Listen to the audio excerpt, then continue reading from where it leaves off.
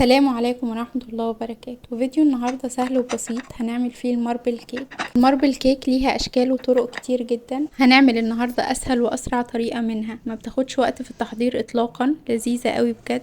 نقدر نعتمدها ككيك يومي جنب الشاي. من غير مقدمة طويلة يلا بينا نبدأ بالترتيب كده. انا هحضر المكونات بتاعتي وابدأ اشغل الفرن على درجة حرارة 180 واسيبه يسخن، وهبدأ بتبطين القالب. هستخدم هنا قالب الانجليش كيك، مقاسه 28 في 10، ارتفاعه 6 سنتي. يفضل يكون ألمونيوم أو أي خامة تقيلة كده وتستحمل الخبز. هبطنه بمسحة من الزبدة ومعلقة من الدقيق، ولو معندناش انجليش كيك اعملوها في قالب مدور مقاس 20 أو 22 عادي. أنا بس بحب يبقى شكلها زي الكيك اللي بيتقدم في الكافيهات.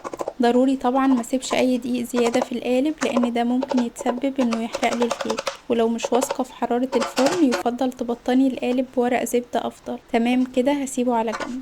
عندي كوبايتين وربع من دقيق الكيك او الدقيق الفاخر، بالظبط 285 جرام، وطبعا ضروري يكون منخول. هضيف عليهم معلقة كبيرة من البيكنج باودر 11 جرام، كمان ذرة من الملح، وهقلب كويس وهسيب خليط الدقيق على جنب.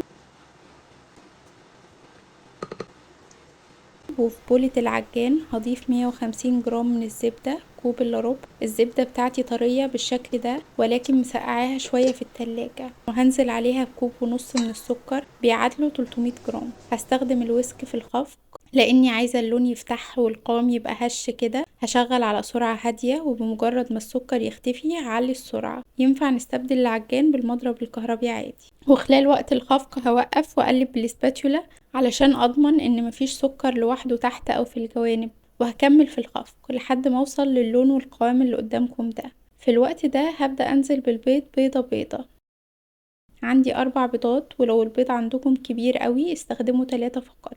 هنزل بالبيضة ومجرد الاختفاء هنزل بالتانية وهكذا. وهنزل بالفانيليا، عندي 6 جرام فانيليا بيعادلوا 3 أظرف من الفانيليا. وهوقف خفق واقلب كويس علشان اتأكد من تجانس المكونات. وهنزل بخليط الدقيق اللي حضرته، وكمان كوب الا ربع من الحليب بيعادلوا 150 جرام. وهشغل على اهدى سرعة مجرد بس ما الدقيق والحليب يختلطوا مع باقي المكونات. بلاش ابالغ في الخفق لان ده هيخلي الكيك ينشف. تقليبه بالسباتولا هتأكد ان الدقيق يمتزج بالكامل. وهاخد حوالي كوباية الا ربع من الخليط على جنب. هضيف لها من معلقة ونص لمعلقتين كبار كاكاو. الكاكاو بتاعي خام غير محلى. وهقلب كويس قوي لحد ما الخليط يبقى بالشكل ده. هصب خليط الكيك في القالب واساوي الوش بالسباتولا كويس بالشكل ده.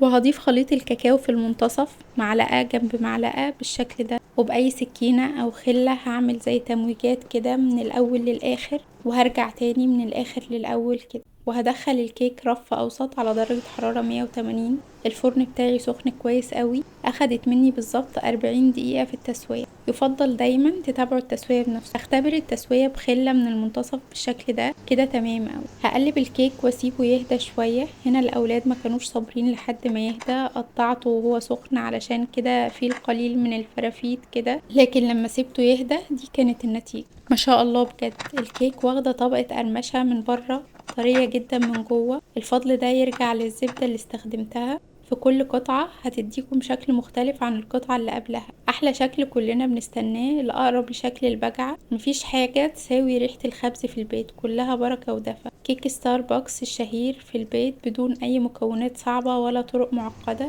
قدميها على الفطار جنب كوباية شاي كده، يبقى فطار رايق. او حتى تقدري تعمليها لو جايلك ضيوف فجأة. كمان تقدري بعد ما تقطعيها تغلفي كل قطعة لوحدها وتسيبيها في الفريزر، تطلعي منها للأولاد في اللانش بوكس. اعملي سيف للوصفة لان اكيد هتحتاجي ترجعي لها تاني، وقوليلي رأيك لما تجربيها. ولو عجبكم الفيديو شايفين ان المحتوى مفيد، ما تنسوش تعملوا لايك وشير وسبسكرايب لقناتنا على اليوتيوب، وكمان تفعلوا الجرس علشان يوصل لكم اي جديد بنقدمه. اشوفكم على خير في فيديو جديد.